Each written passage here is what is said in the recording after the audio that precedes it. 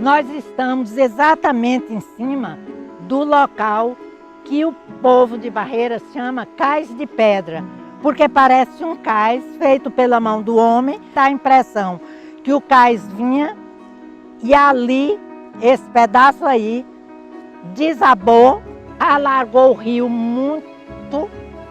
No momento que o rio alarga, ele fica mais raso. E as pedras do desabamento foram para o meio do rio. Essas pedras e essa largura do rio que impedia naquele tempo em que o meio de transporte aqui era o navio, que se passasse por aqui.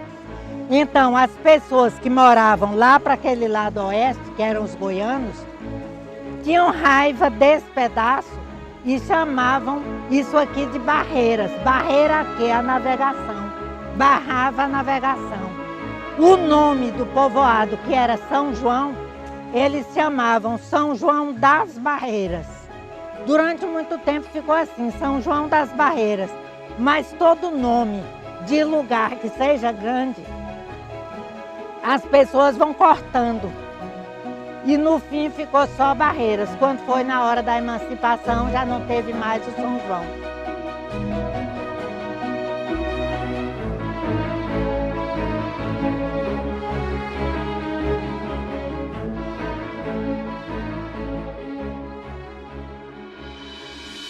Geraldo Rocha apresentou esse projeto à companhia que fazia, a Panamérica, que fazia esse voo.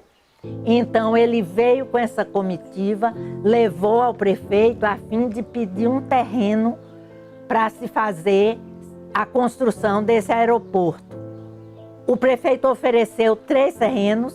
O prefeito era o coronel Abílio Volney, natural daí do estado de Goiás, onde hoje é o Tocantins. Naquele tempo havia 2 fazendas, uma do primeiro médico de Barreiras, Dr. Augusto César Torres, e outra de uma senhora já viúva, Dona Maria Pereira. E tanto o Dr. Augusto como Dona Maria Pereira disseram que não aceitavam ser desapropriados para isso. A fim de Barreiras ter um aeroporto e avião, eles faziam questão absoluta de doar a terra e assim foi feito. Começou o trabalho do aeroporto. Esse mesmo jornal, O Tempo, registra quando vem o início da Segunda Guerra Mundial. Os Estados Unidos pediram ao presidente do Brasil, Getúlio Vargas, que era na época da guerra, 2 aeroportos para serem base americana de guerra, para prevenir qualquer ataque alemão aqui na América Latina. Então, um foi o do Rio Grande do Norte, em Natal, o outro aqui.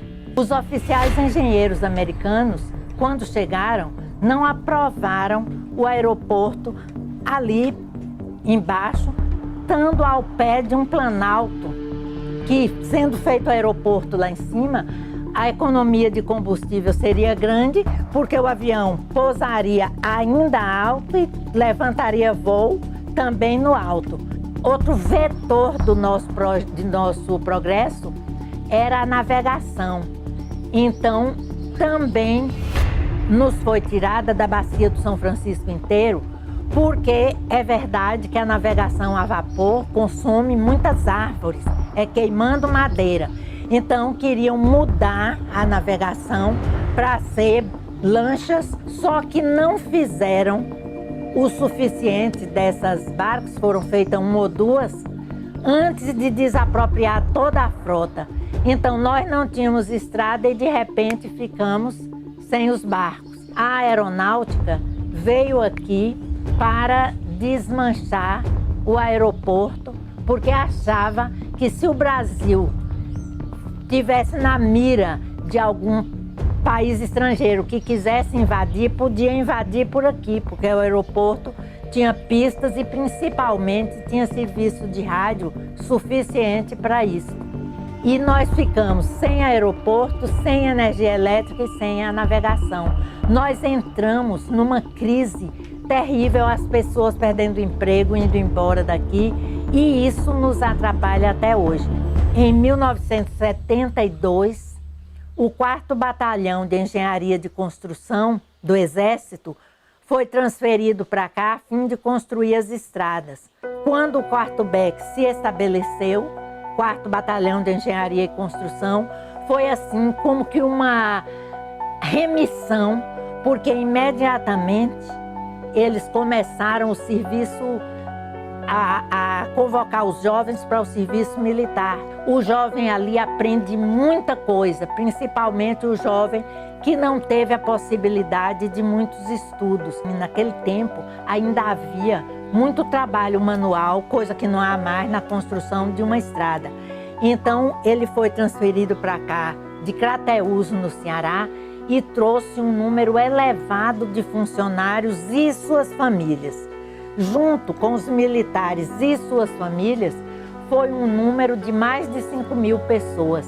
Então isso injetou muita coisa na economia, porque supermercados que estavam sem se sustentar, porque tanta gente tinha ido embora, de repente recebe esse novo contingente de pessoas e tudo mais entrou, vamos dizer assim, entrou numa nova fase, e quando as estradas puderam ser transitadas, começou tudo. Eu considero isso, que uma das maiores aquisições que Barreiras teve foi a introdução do 4º BEC e o governo federal incentivando a pesquisa das terras de cerrado, porque que elas só produziam o que era nativo ali. Se você plantasse feijão não dava, o que você plantasse não dava.